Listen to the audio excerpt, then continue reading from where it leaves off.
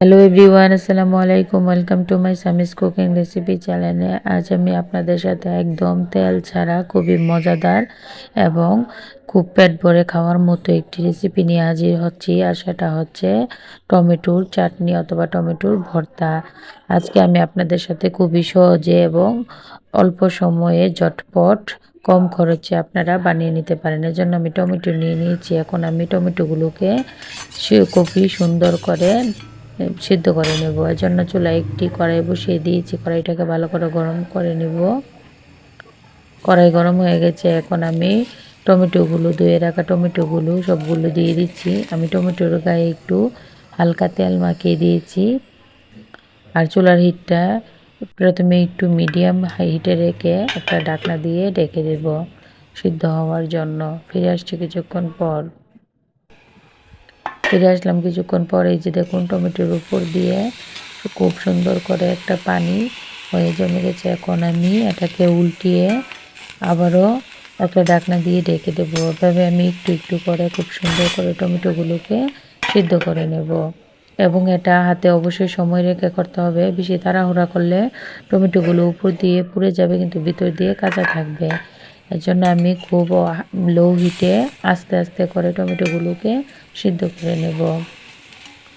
এই যে দেখুন, আমি বারবার ঢাকনা দিয়ে কম হিটে এগুলো সিদ্ধ করে নিচ্ছি।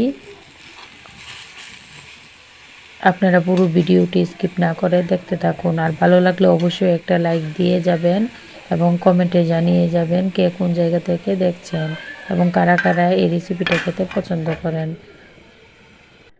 আমি আবারও ঢাকনা দিয়ে ঢেকে দিলাম। এই যে দেখুন, কতগুলো পানি উঠে গেছে, কিন্তু টমেটোগুলো সিদ্ধ হয়ে গেছে। এখন আমি আর ঢাকবো না, এমনি করে পানিগুলো শুকিয়ে নেব।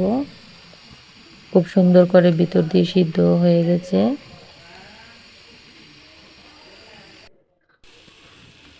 এই যে দেখুন, পানিগুলো খুব সুন্দর করে শুকিয়ে গেছে। এই পর্যায়ে আমি এগুলো নামিয়ে ঠান্ডা করে নেব।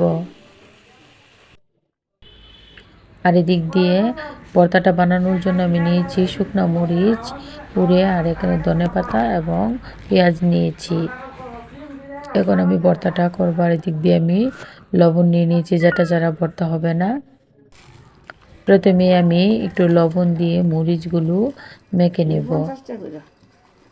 ভর্তার স্বাদ দ্বিগুণ হয় এর মাখানোর উপর নির্ভর করে। আপনি যত সুন্দর করে মাখাবেন, ভর্তাটাও ততটা সুন্দর হবে। এরপর যে আমি পেঁয়াজগুলো দিয়ে পেঁয়াজ আর মরিচ একসাথে মেখে নিয়েছি। এখন আমি টমেটোগুলো দিয়ে দিচ্ছি। যেহেতু টমেটো গরম, এজন্য আমি একটা থেঁতুনি দিয়ে এটা আস্তে আস্তে ভালো করে মিক্স করে নিচ্ছি। খুব সুন্দর করে মিশিয়ে নিয়েছি। এই পর্যায়ে আমি ধনেপাতা কুচি দিয়ে দিচ্ছি। দিয়ে আমি আলতোভাবে এগুলো মিশিয়ে নেব। ধনেপাতা দিয়ে বেশি মাখা যাবে না, তাতে ধনেপাতাগুলো গলে ভর্তাটা পানি ঝরে যাবে।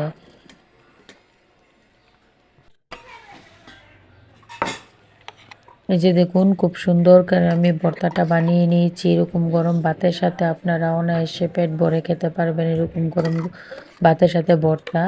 আমার ভিডিওটি যদি ভালো লাগে তাহলে অবশ্যই আপনারা একটা সাবস্ক্রাইব করে রাখবেন। আরও নিত্য নতুন ভিডিও পেতে অবশ্যই কমেন্টেও জানাবেন।